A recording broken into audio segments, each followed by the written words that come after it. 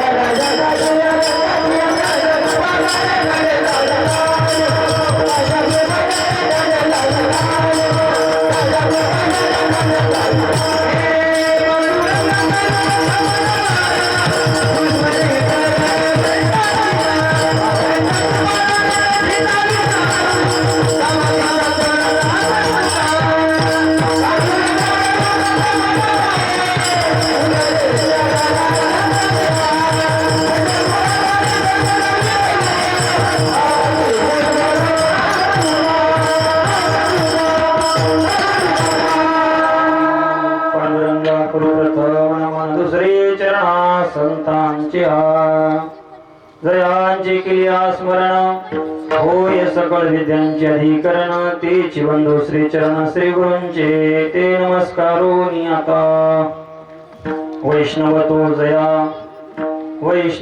जया अवघी देवावरी माया नाही अनेक प्रमाण तन धना तृण जना प्रस्तुत प्राप्त प्रसंगी सेवेकरिता घेतलेला अभंग वैराग्य राजरसी देवचे सुप्रसिद्ध संत श्रीमंत श्री जगद्गुरु तुकोबर यांचा अत्यंत महत्वाचा या अभंगाच्या द्वारे जगद्गुरु तुकोबराय या कलियुगामध्ये खरा वैष्णव कोणाला म्हणावं त्या वैष्णवाचे आंतरिक लक्षण सांगणारा अभंग आहे.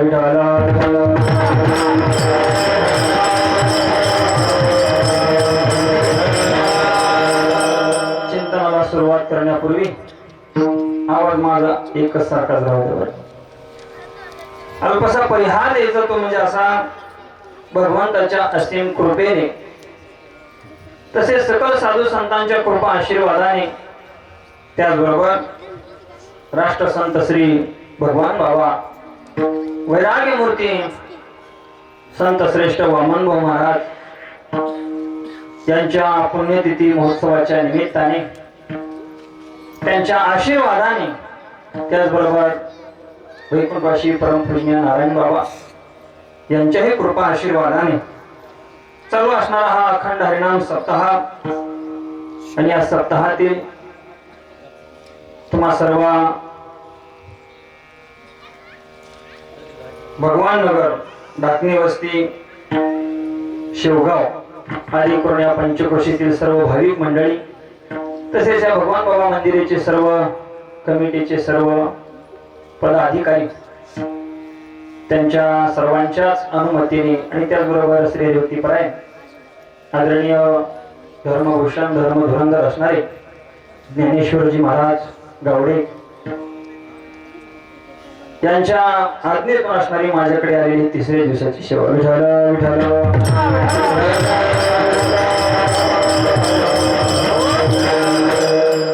चिंतनाला सुरुवात करण्यापूर्वी महत्वाचं सांगायचं असं, चालू असणारा जो हा सोहळा आहे, खरपणे असं करावं, थोडस एकोपन करा. चालू असणारा हा जो सोहळा आहे, श्री संत भगवान बाबा आणि श्री संत वामनभाऊ महाराज एका होणी बळी अशी महात्मे होऊन गेले. त्याचबरोबर महाराष्ट्र ही तर संतांची भूमी आहे आणि एकापेक्षा एक अनेक संत या भूमीमध्ये होऊन गेले.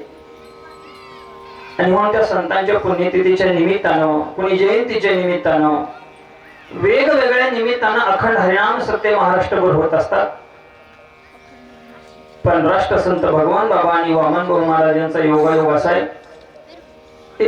8-9 दिवसाचा फक्त फरक आहे. पहिल्यांदा राष्ट्रसंत भगवान बाबाची असणारी पुण्यतिथी येते आणि लगेच 8-9 दिवसांना राष्ट्रसंत वैराग्यमूर्ती वामनभाऊ महाराज. म्हणून या अनुषंगाने असणारे तुम्ही हा अखंड हरिनाम सप्ताह करतात. वर्ष 10वं चालू आहे काही. आणखी 2 वर्षानं अतिशय सुंदर तपपूर्ती सोहळा इथं संपन्न होणार आहे. मग चिंतना करता कोणता अभंग निवडावा, ज्यावेळेस माझ्या डोळ्यासमोर आलं त्यावेळेस जे महात्मे खरंच वैष्णव होते, भक्त होते, संत होते, त्या संतांची लक्षणं काय आहेत. कारण कलियुगामध्ये असं झालंय, अनेक भक्त, अनेक संत, अनेक पंथ, अनेक मार्ग, अनेक संप्रदाय पाहायला भेटतात. आणि गंमत अशी होती, आपल्याला खरं न कळल्यामुळं चुकीच्या मार्गाने जाऊन आपली दिशाभूल होते. आणि म्हणून जगद्गुरु तुकोबारायांना माहित होतं की पुढे चालून अनेक असणारे मार्ग म्हणा किंवा अनेक असणारे थोतान या कलियुगामध्ये बोकाळणार आहेत. मग जेणेकरून लोकांची फसवणूक होऊ नये, भक्तांची फसवणूक होऊ नये, त्यांना सुद्धा कळावं की खरा वैष्णव कोण आहे. म्हणून या वैष्णवाची लक्षणे अभंगामध्ये सांगतात.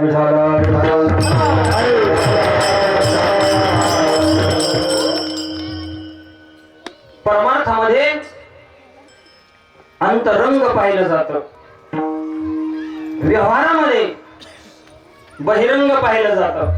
ऐकत आहे तुम्ही? व्यवहार जर म्हणला तर सगळं तुमच्याकडे बहिरंगाने पाहिलं जातं, अंतरंग कोणी पाहत नाही. पण परमार्थ म्हणला ना, अंतरंगच पाहिलं जातं, बहिरंग पाहिलं जात नाही. व्यवहारातले 1-2 उदाहरणं देतो म्हणजे तुमच्या लक्षामध्ये होऊन जाईल. एखादा जर कोणी पाहुणा आला तर घराकडे पाहिल्यानंतर तुमचं जे 3-4 मजली जे घर आहे ते अतिशय सुंदर बांधलेलं घर पाहतो, पण त्या गौंड्याची उदारी किती बाकी आहे हे पाहतं का कोणी? खरं सांगतो बरं का, तुम्हाला उदारी कोणीच विचारणार नाही का हो 4 मजली घर बांधलं तुम्ही, मग काही तुम्हाला अडचण आहे का पैशाची किंवा काही तुमचं देणं काही राहिले का, ते कोणी विचारणार नाही. पण वा काय सुंदर घर बांधलं म्हणजे तुमचं बहिरंग पाहिलं. ऐका, दारामध्ये 4 व्हीलर गाडी आहे, सगळेजण तुमची वाहवा करणार. पाटील पेढे कधी देणार? कशाची गाडी घेतली? 15 लाखाची गाडी तुमच्या दारात आहे. अरे बाबा, पण हप्त्यावर आणली ती कोण बघत आहे? हप्ते किती रुपये हे कोणी बघत नाही का? मी काय सांगतो की व्यवहार पाहत असताना प्रत्येक जण बहिरंगाकडेच पाहतो. पांढरे शुभ्र कपडे घातले त्याला काय म्हणतात? मला स्टारचे कपडे, हा स्टार्च केलेले कपडे महाराज, पांढरे शिपट, जसं काही एखादा पुढारी आहे, नेता आहे, पण त्याची कमीत कमी 2 महिन्याची इस्त्रीची उधारीच बाकी राहील.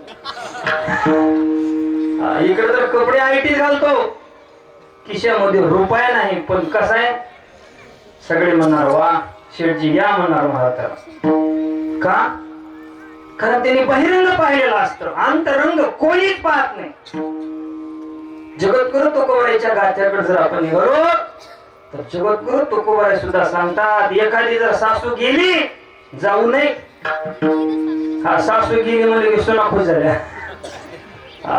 एखादी जर सासू गेली ना, ऐका बरं का, तर सून महाराजच्या सासूसाठी इतकं रडते.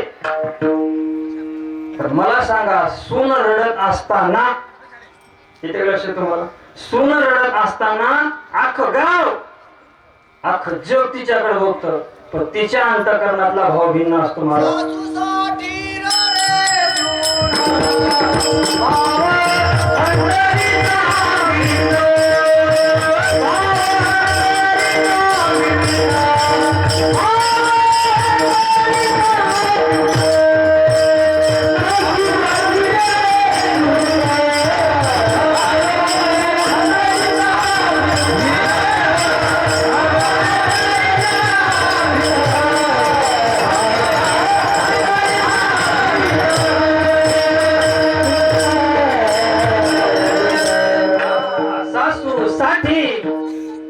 सून भाव अंतरीचा भिन्न. खरं सांगा, सासूसाठी सून रडायला लागली, पण त्या सुनेचं रडणं मात्र वेगळ्या भावाचं होतं. काय भाव होता तिच्या अंतःकरणात?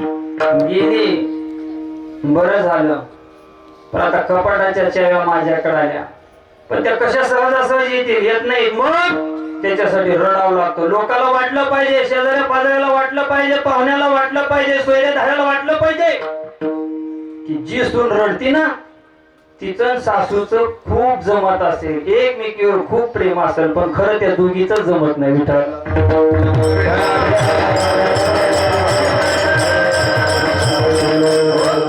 पण लोकांनी पाहिलं काय? तर लोकांनी फक्त महारातीचं रडणं पाहिलं, बहिरंग पाहिलं, पण अंतरंगातला भाव वेगळा. शेतीमध्ये शेतकरी धान्य पिकवतो आणि जेव्हा गाड्याच्या गाड्या माल बाजारामध्ये जायला लागतो तेव्हा बसलेले सगळे म्हणतात वा तुम्हाला खूप धान्य झालं, धान्य भरपूर झालं, पण त्या धान्याच्या मागे रात रात पाणी दिलेलं आहे, कष्ट केलेलं आहे, हे कष्ट कोणी पाहत नाही.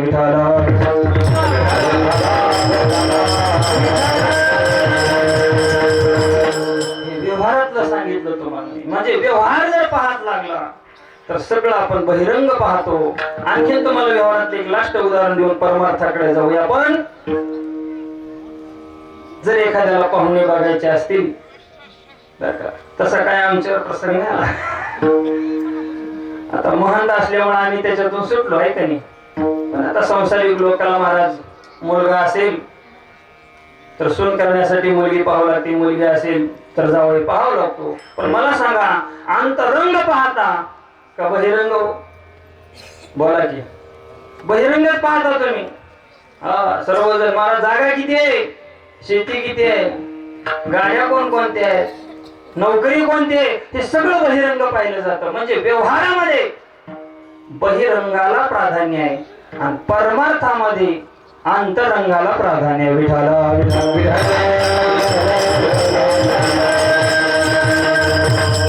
अंतरंगात काय पाहिलं जातं महाराज? देवानं जर सुरुवात केली पाहिला तर त्या भक्ताच्या वरपंग रंगाला तो देव भुलत नाही, त्याला पाहत नाही, पण त्यांच्या अंतरंगामध्ये किती प्रेम आहे पाहतो. रामायणामध्ये शबरी मातेचं जर उदाहरण घेतलं, अमंगळ असणारा वेश, केस विस्कटलेले, वयोवृद्ध झालेले, दात काही पडलेले, अशी असणारी शबरी माता. पण ऐका महिमा आवडीची, बोरी खाय भिल्लकीची. हा, त्या भगवान परमात्म्यानं महाराज रामचंद्र प्रभूंनी काय पाहिलं? वरपंग नाही पाहिलं महाराज. माझी सेवा भाव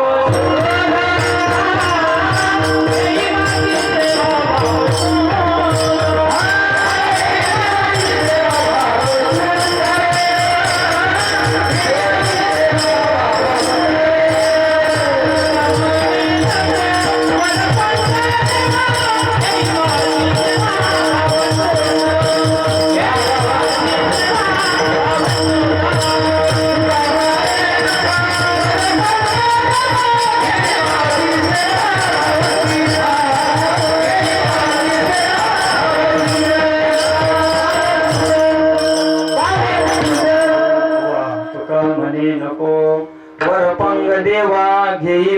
देवाची सेवा भाव शुद्ध, अंतकरणातला शुद्ध भाव तो देव पाहतो, वरपंग पाहत नाही. पोहे सुदाम देवाचे फके मारी कोरडेचे. सुदाम देवानं त्या का पोह्याला तेल होतं का शेंगदाणे होते का मीठ मिरच होतं महाराज, काहीच नाही. सुदाम देवानं फक्त कोरडे पोहे आणले, कोरडे.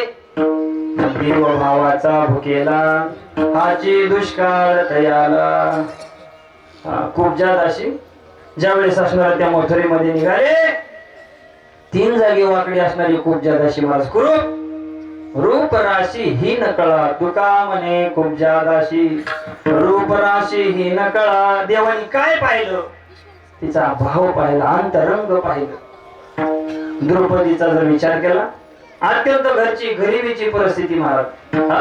देवानी सहज विचारलं द्रौपदीला, द्रौपदी काही खायला असलं तर दे. होय, कीर्तन झालं आहे ना खायला.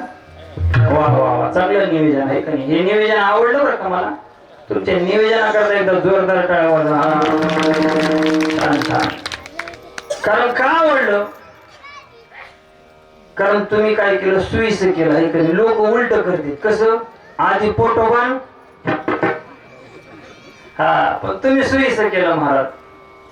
तुम्ही आधी विठोबा आणि मग म्हणजे याच्याहून लक्षात येते की तुम्हाला कीर्तनाची फार आवड आहे महाराज. आधी कीर्तन आणि मग भोजन. विठाला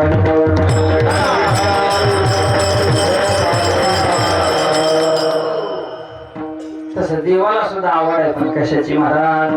भावाची, अंतकरणातल्या प्रेमाची.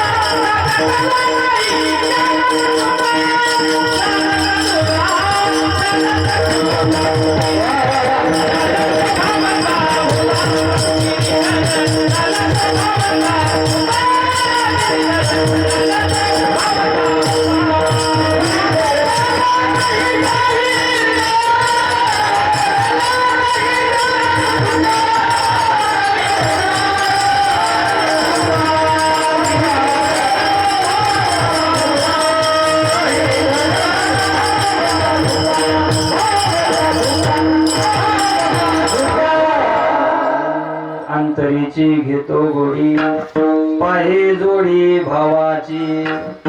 डाव्या बाजूचं प्रमाण बर का.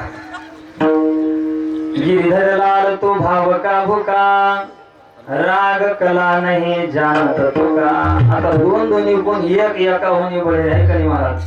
त्याला काय म्हणतात महाराज? दोघा जुगलबंदी. फक्त मला पिळून टाकू नका म्हणजे दोघांच्या ह्याच्यात अतिशय सुंदर गोड प्रमाण दिले महाराज. ते फक्त भाव पाहतो बघा. जर देवाला पैसेच पाहिले असते, टाटा बिर्ला अंबानी महाराज देवाचे भक्त झाले असते का नाही? पण देव महाराज श्रीमंत पाहत नाही. दुर्योधनाच्या घरी काय कमी होतं, पण देवानं दुर्योधनाचं आमंत्रण नाकारलं. विदुरा घरच्या पातळ खण्या, खाशी माय बाप धन्या. काय पानावर महाराज ते कन्या बसत नव्हत्या. कन्या आता तुम्हाला लक्षात येणार नाही महाराज. तुमचं भाग्य चांगलं, ज्यांच्या माना हलतात त्यांना विचारा. पूर्वीचा काळ दुष्काळाचा, तेव्हा ते कन्या महाराज शिजवून खायचं. तशी गंमत देव महाराज भक्ताचं काही पाहत नाही, फक्त भाव पाहतो. एकदा गंमत अशी झाली, महाराज विदुर काका बाहेर गेले, देव आले आणि त्या विदुर काकाच्या पत्नी महाराज देवाला पाहिलं आणि इतक्या भाव विवर झाल्या की त्यांचं त्याला भान राहिलं नाही. आणि त्यांनी महाराज देवाला केळ द्यायला सुरुवात केली. द्यायच्या कशा, केळ सोलायचं, आतला गावात टाकून द्यायच्या आणि टरफलच देवाला द्यायच्या. महाराज इतक्या भाव भरून गेल्या त्या देवाला. देव पण तसेच खायचे. जवळ थोड्या वेळाने काका आले, मग बघितलं तर चाललंय काय, अरे केळाचा आतला गावा खाली टाकते आणि टरफल देवाला देते. काकाने जोरात हाक मारला, अगं काय करते हे, बघ जरा. मग त्या भानावर आल्या, बघताय तर काय, सगळे केळाचा गाभा खाली पडला आणि टरफल देवानं खाऊन घेतले. देव म्हणायला लागले, काका अहो तुम्ही कशाला आलात, ही जी गोडी होती ही गोडी आता केळ खाण्यामध्ये नाही. विठाला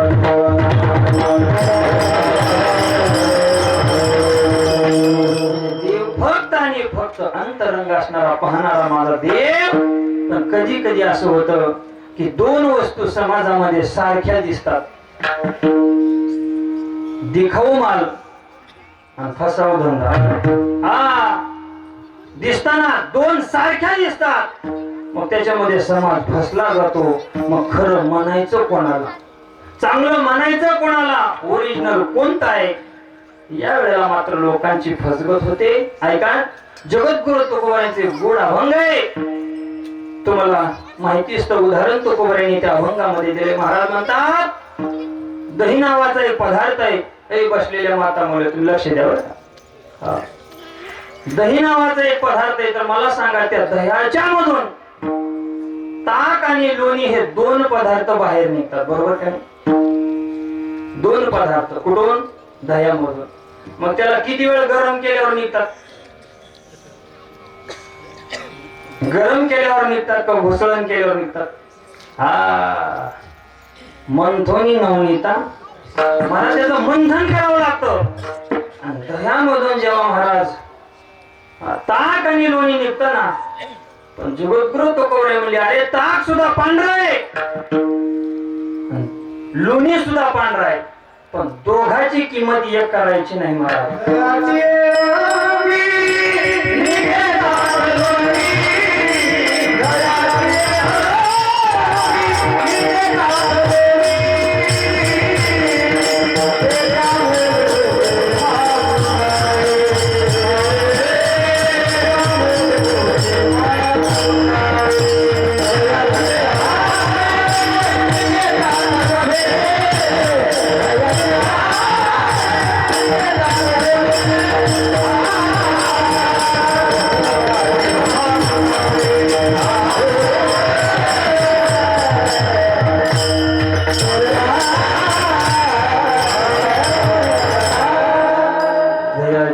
अंगी निघे ताक लोणी एका मोले दोन्ही मागुणे. बाजारामध्ये गेल्यानंतर ताक सुद्धा त्याच भावामध्ये आणि लोणी सुद्धा त्याच भावात भेटत नाही भेटू शकत. दोन्ही दिसायला सारखे, पण दोघातला फरक मात्र वेगळा आहे. महाराज दोन्ही दिसती सारखे, वर्म जाणे तो पारखे. त्याच्या अभंगामध्ये महाराजांनी फार महत्वाचं उदाहरण दिलं.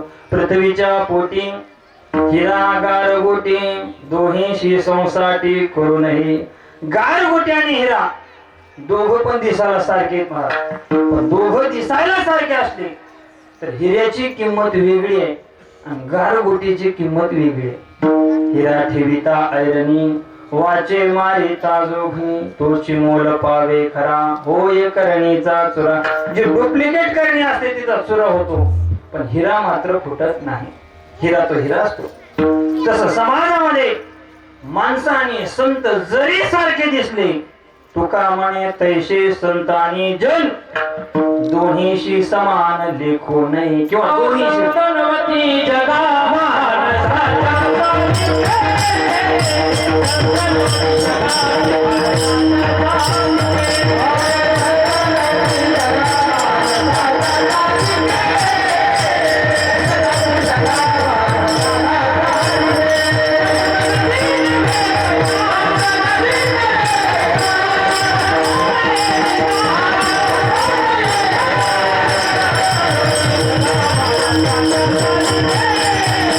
Thank you.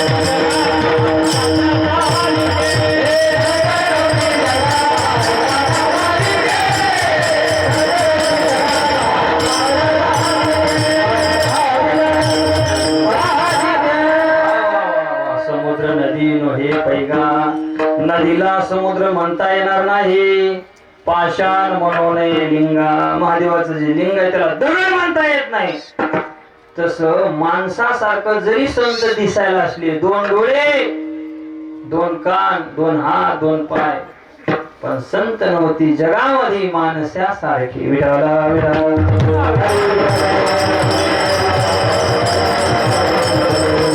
दोघांमधला फरक वेगळा आहे. पण कधी कधी मी सांगितलं ना, माणसाची चूक होते महाराज. आषाढीची वारी, अनेक जण एकटाच मनुष्य असणारा वारीला गेला आणि चंद्रभागेमध्ये महाराज स्नान करण्यासाठी निघाला. तर तिथं असणारा महाराज कोणी ओळखीचा नाही, पाळखीचा नाही, पण एकाच्या कपाळाला भला मोठा गंध लावलेला, 10-15 माळी गळ्यामध्ये घातलेल्या, हातामध्ये पताका घेतलेला वारकरी महाराज त्या मनुष्याला दिसला. त्यांनी ते पाहिलं, अरे वारकरी दिसत आहेत. मग आपण काय करावं आता? यांच्याकडे आपलं असणार सर्वच, खिशातले पैसे असतील, मोबाईल असेल, त्या पण मौल्यवान वस्तू त्यांच्याकडे द्याव्या, आपण स्नान करून यावं. म्हणून हा गेला. गेल्यानंतर त्यांना सांगितलं, बाबा मी एकटाच आहे आणि माझ्या सगळ्या वस्तू तुमच्याकडे द्यायचे, स्नान करून येईपर्यंत माझं तेवढं साहित्य सांभाळा. त्यानं सांगितलं, असं म्हणता का? मग काय करा, मी पण एकटा आहे, पण आधी मी स्नान करून येतो. बराच वेळ झाला मी इथं थांबलोय, थकलोय, जरा दमलोय, मग तुम्ही माझं घ्या.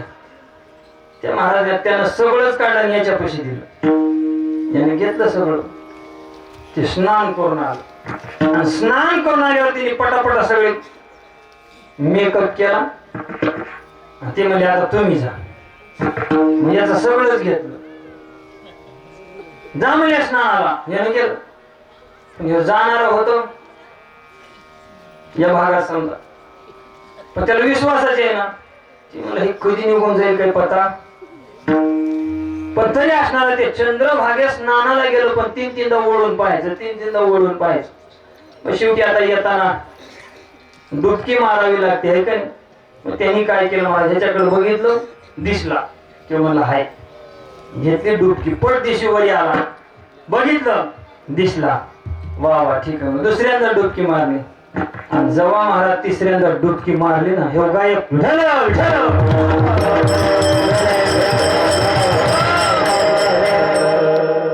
काहींची अशी गळ झाली ना, आहे त्या अंडरपॅन्टवर यावं लागलं का, तर सगळं गव्हाळच त्याच्याकडे दिलं. मग मला सांगा, याची अशी अवस्था झाली कशामुळं? त्याचं कारण एक, परमार्थाच्या दृष्टिकोनातून यानं पाहिलं, पण त्यानं अंतरंग पाहायचं सोडून देऊन बहिरंग पाहिलं.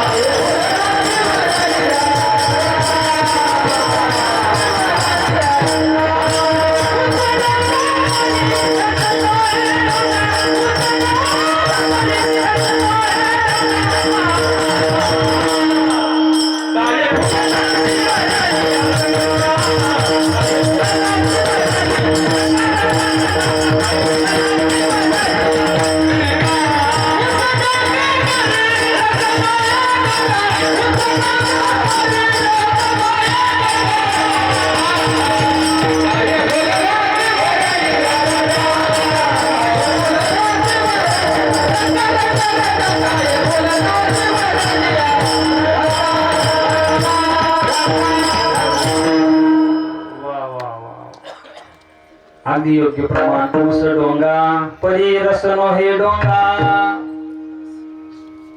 कमान डोंगी पर तीरनो हे डोंगा, काय भरला शिवरलिया रंगा. नदी डोंगी पण जलनो हे डोंगा, काय भरला शिवरलिया रंगा. चोखा डोंगा पण भावनो हे डोंगा, काय भरला शिवरलिया रंगा. त्यांनी परमार्थाच्या दृष्टीनं पाहिलं, पण जे पाहिलं पाहिजे ते पाहिलं नाही, त्यांनी बहिरंग पाहिलं. म्हणून जर व्यवहार करायला लागला तर बहिरंग आणि परमार्थ करायला लागला तर अंतरंग. मग महाराज, वैष्णवाचा अंतरंग काय? वैष्णव खरा कोण? तोच वैष्णव की ज्याचं सगळं प्रेम देवावर आहे. अभंगाचं पहिलं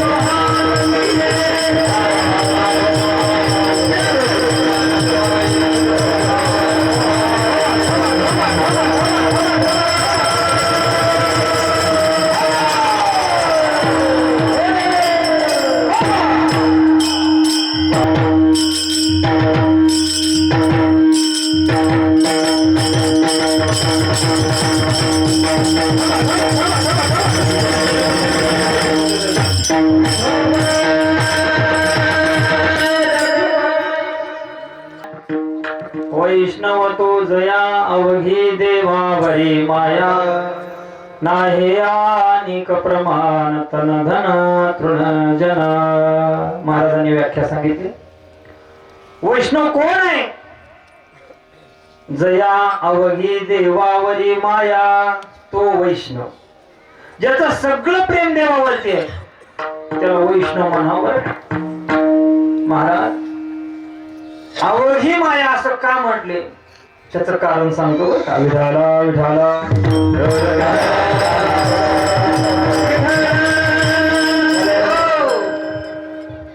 कारण देवावरती प्रेम करणाऱ्यामध्ये 3 प्रकार आहेत. पहिला प्रकार एक असा आहे की तो देवावर प्रेम करतच नाही. ऐका बरं का, प्रेम करतच नाही. जर केलं तर संसारावरच उरलेलं प्रेम देवाकडे लावतो. म्हणजे संसार अगदी प्रेमानं करतो, संसार अगदी थाटात करतो. आणि संसार करून जर कुठं 10-5 मिनिटं जर उरले तर देवाकडे लावतो. एका जनार्दनी संसाराचा छंद नाही तो गोविंद आठविला.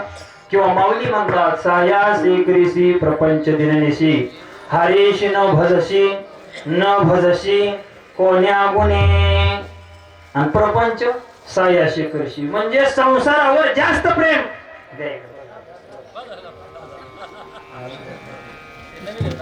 असू द्या, त्यांचं प्रेम आहे माझ्यावरती. विठाला विठाला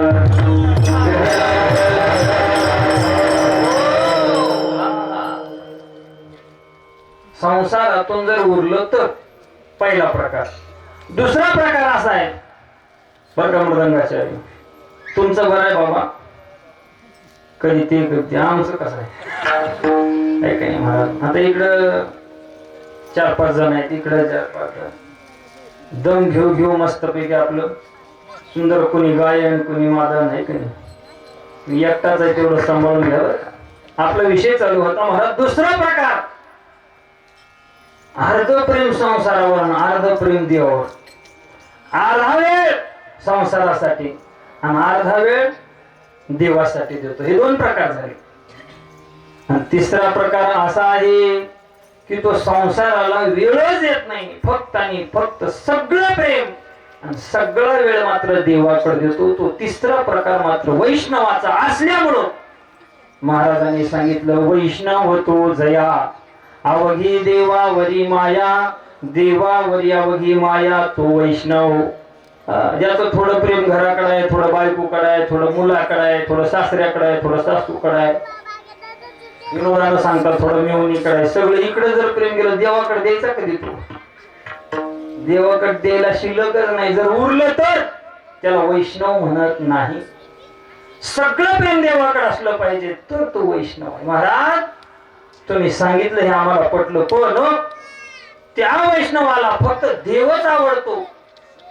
त्याला धन आवडत नाही, त्याला तन आवडत नाही, त्याला जन आवडत नाही का? महाराजांनी सांगितलं त्याला देव सोडून इतर कुठलंही प्रमाण लागत नाही. सेवेकरिता घेतलेल्या अभंगाचं 2रं चरण.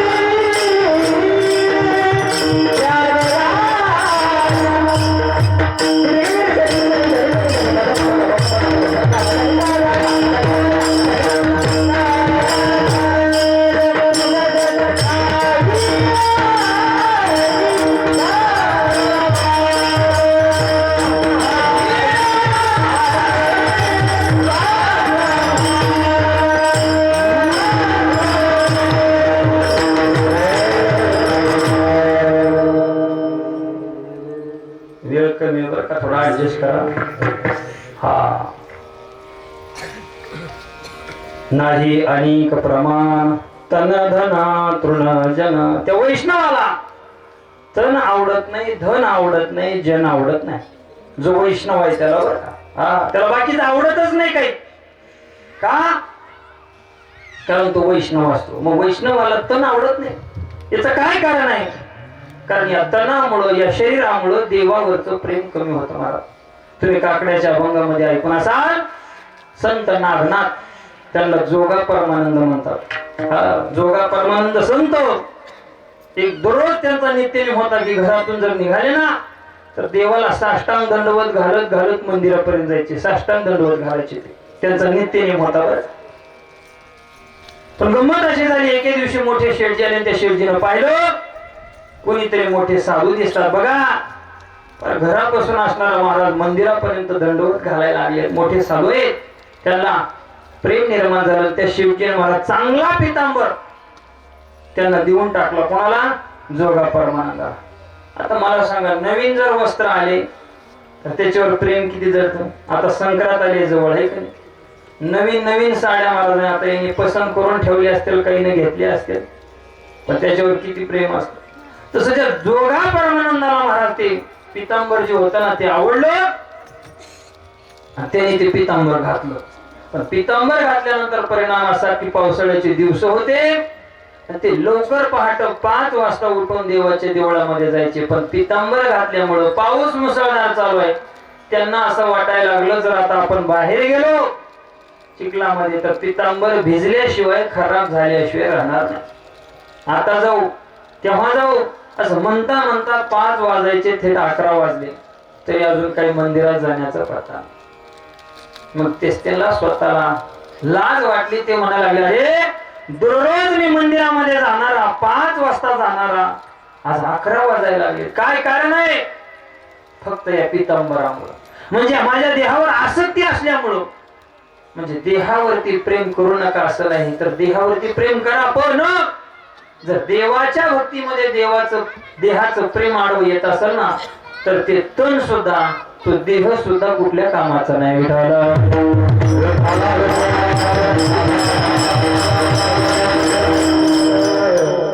धन सुद्धा कुठल्या कामाचं नाही.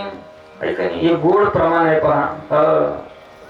आगीला होतया सुखा जेने हरी नये मुखा. भरपूर संपत्ती आहे, भरपूर ऐश्वर आहे.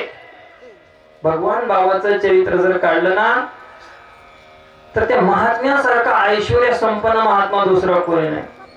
विनोदानं वामन भाऊ म्हणायचे, त्यांच्या शब्दामध्ये सांगतो बरं काही, माझे शब्द नाही. बघ्या भगवान बाबाला, अरे तुझ्या पायात लक्ष्मी आहे, तू जिकडं जाशील तिकडं लक्ष्मी तुझ्या मागे. आमच्याकडे कोणी विचारायला ये ना, कोणी बघायला ये ना. इतक्या ऐश्वर्य संपन्न बाबा होते, पण भगवान बाबांनी कधीच तनाचाही मोह केला नाही, ना धनाचा सुद्धा मोह केला नाही. विठाला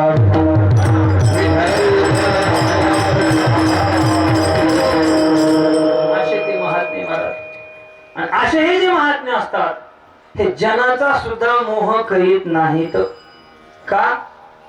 कारण जन फार वाईट असतं बरं का. जन म्हणजे लोक दिसतात तेवढे सोपे नसतात.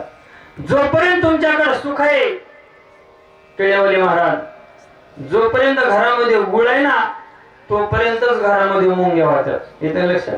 एकदा का घरातला गुळ संपला, मिठा मिरच्यासाठी भांडणं व्हायला लागली की मुंग्या सापडत नाहीत.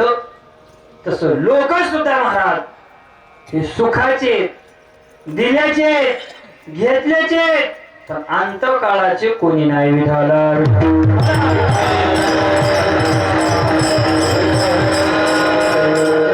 सुखाचे दिल्या घेतल्याचे अंत हे काळीचे नाही कोणी जास्त प्रमाण घेत नाही. माझी दिलेली नियोजित वेळ आता संपलेली आहे. मला वाटतं शेवटचे मोजून 10 मिनिटं फक्त राहिलेले आहेत का नाही.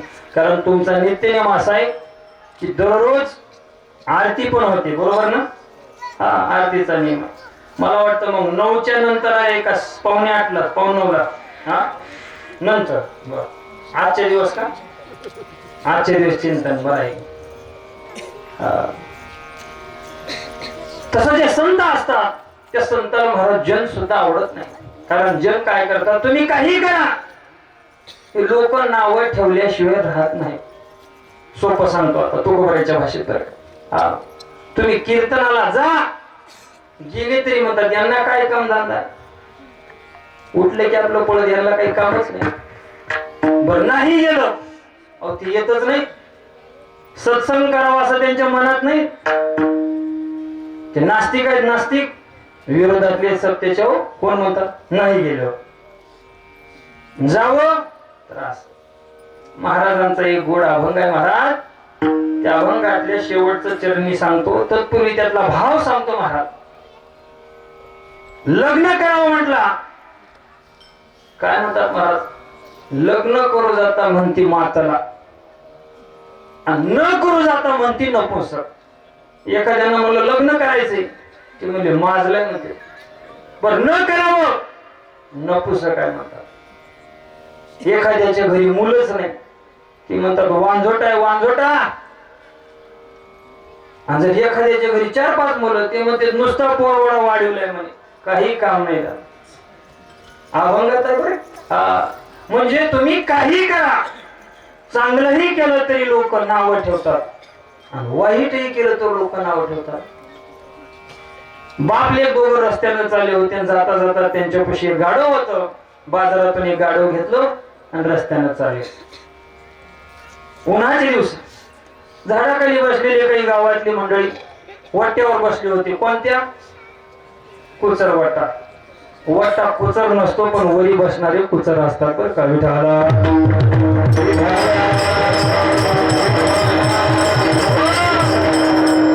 मला त्या माणसाने बघितल्याबरोबर त्यांनी सांगितलं अरे काय दोघं मूर्ख आहेत म्हणे गाढव ऐकतय. ते लहान मुलं आहे उन्हात चालायला लागले त्याला गाढवावर बसल्यावर काय हरकत आहे म्हणे तेवढंच त्याचे परिश्रम कमी झाले असते. हे कोणी ऐकलं ह्या दोन्ही बाप लेखानं. ते म्हणजे अरे चांगलं सांगितलं लोकांनी पोरा तू बस म्हणे गाढवावर. बसलो महाराज चालायला लागले. रस्ता चालता चालता एक गाव गेलो दुसऱ्या गावामध्ये. रस्त्याला बसलेले काही मंडळी त्यांनी बघितलं ते म्हणायला लागले या पोराला अक्कल पाहिजे. बाप किती वयोवृद्ध झालेला आहे त्या बापाला चालवायला लागले स्वतः मात्र खुशाल गाडावर बसले. ते ऐकलं त्या मुलानं त्या बापानं. ते म्हणले ती बी बरोबर आहे तू उतर म्हणे. मग बसला बाप बसला गाडावर लागले चालायला. पुढं थोडं गेल्यानंतर पुढं तिथं बसलेले महाराज ते लोक म्हणायला लागले या बापाला कळायला पाहिजे 60 वर्ष वय झालंय खुशाल असणार त्या पोराला चालवत असणारे घेऊन चालले आणि स्वतः गाडवावर बसलाय. त्या दोघाला रागच आला महाराज. त्यांनी एक काठी घेतली दावं घेतलं गाडवालाच उलट बांधलं महाराज आणि दोघांनी खांद्यावर गाडवच घेतला. आता काय करतात नाही ना झाला यानं बसावं तरी लोक नाव ठेवतात त्यांनी बसावं तरी लोक नाव ठेवतात. अनवाणी चालावं न बसतात तरी लोक नाव ठेवतात. यांनी गाडवच घेतला पाठीवर आणि चालायला लागले तरी तर लोक कुठं बसतात. ते म्हणजे अरे काय गाडव तिघं गाडव सारखी दिसायला लागले म्हणजे विठाला.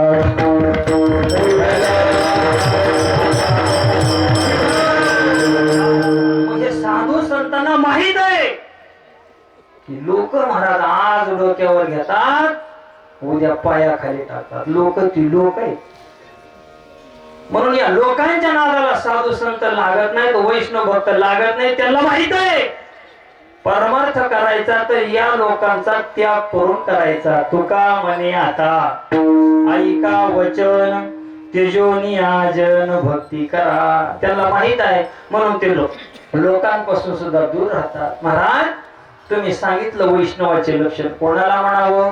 ज्याचं सगळं प्रेम देवावर आहे त्याला वैष्णव म्हणावं, मान्य आहे. ज्याला देवाशिवाय आणि काही प्रमाण लागत नाही, तन नाही, धन नाही, जन नाही, हे सगळं खरं आहे. पण वैष्णवांचं आणखीन एखादं वैशिष्ट्य आहे का? तर हो, जो कितीही मोठं जरी संकट आला ना तर त्या तसल्या मोठ्या संकटाला न डगमगता आपला नेम निर्धारानं करतो. सेवेकरिता घेतलेल्या अभंगाचं तिसरं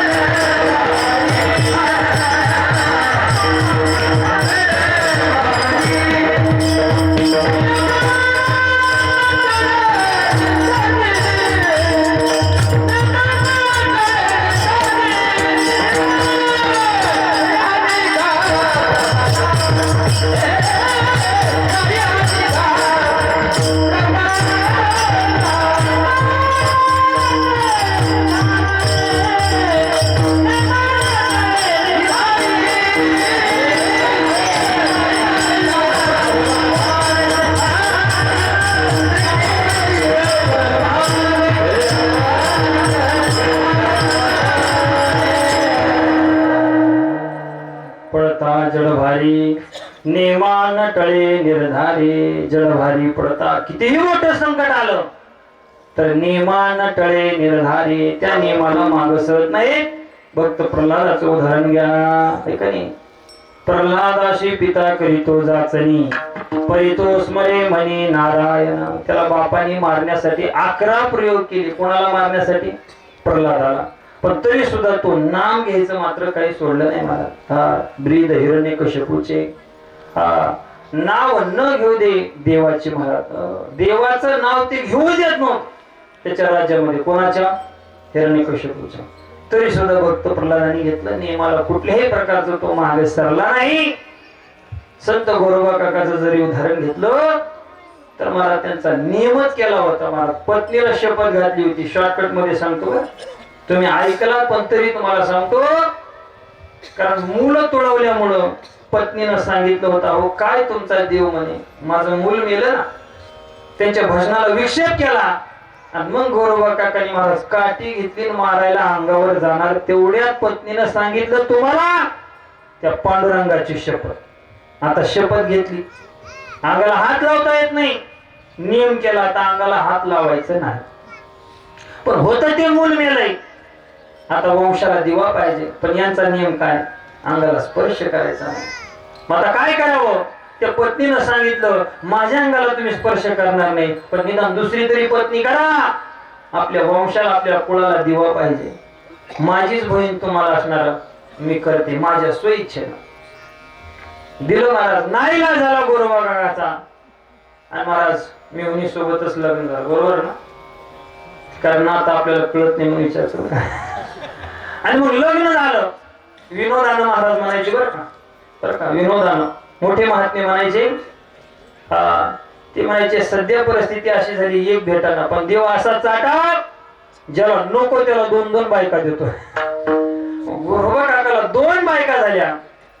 पण सासऱ्यानं सांगितलं, जावई बापू जसं पहिला सांभाळलं तसं दुसरीला सांभाळा, भेदभाव करू नका. तुम्हाला पांडुरंगाची शपथ. आता सांगा, आता आहे का नाही?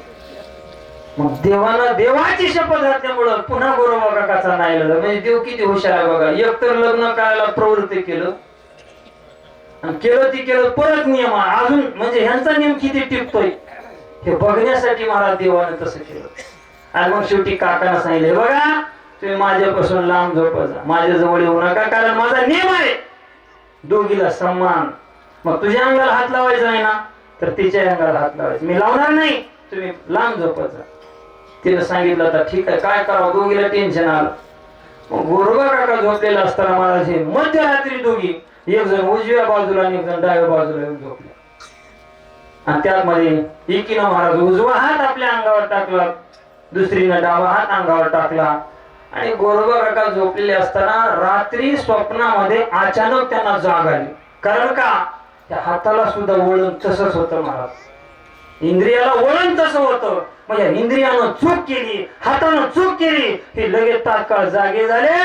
आणि त्यांच्या लक्षात आलं, अरे खूप मोठं पातळ झालं. देवाची शपथ असताना या हाताने चूक करावी.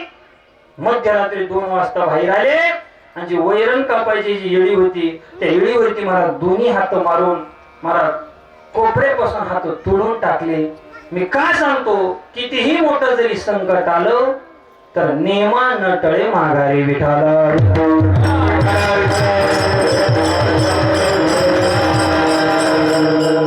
असे असणारे ते वैष्णव असतात. मग बसलेले असणारे श्रोत्यांनी प्रश्न केला, महाराज तुम्ही म्हणता खरंय, वैष्णव जे आहेत ते कुठल्याही नियमाला माग सरत नाहीत. मग नेमकं ते वैष्णव कोणत्या जातीमध्ये असतात? त्यांची एखादी विशिष्ट जात आहे का? महाराज त्यांची कुठलीही जात नाही. मला वाटतं शेवटचं चरण विद्यार्थ्यांना म्हणल्यावर चालेल ना? बरोबर. मग शेवटचं चरण असणारे विद्यार्थी म्हणतील. तोपर्यंत आपण वेळ झाली ज्ञानेश्वर माऊली भजन घेऊ. ज्ञानेश्वर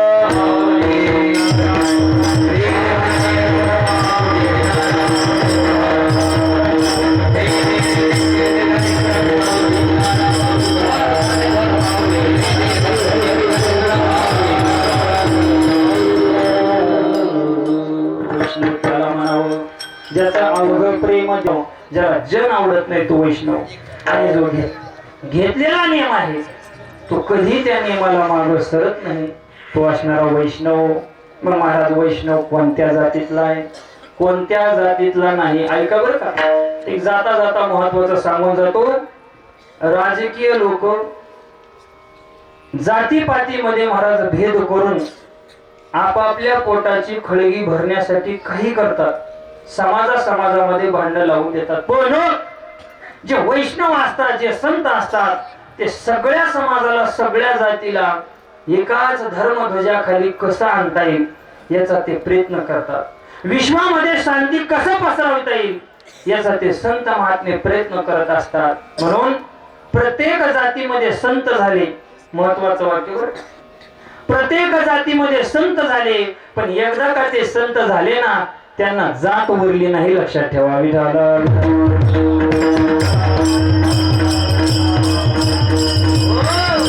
जर कोणी एखादा व्यक्ती संताकडे पाहत असताना हे ह्या जातीचे ते त्या जातीचे जर पाहत असतील तर त्यांना अजून खरे संत कळालेच नाही. आणि जो कोणी त्या संताकड जात नावाची गोष्टच नाही, त्यांना सर्व समान आहेत असं जर कोणी पाहत असेल तर तो खरा वैष्णव आहे. म्हणून त्या वैष्णवाला काही जाती नाही. शेवटच्या चरणामध्ये महाराज सांगतात,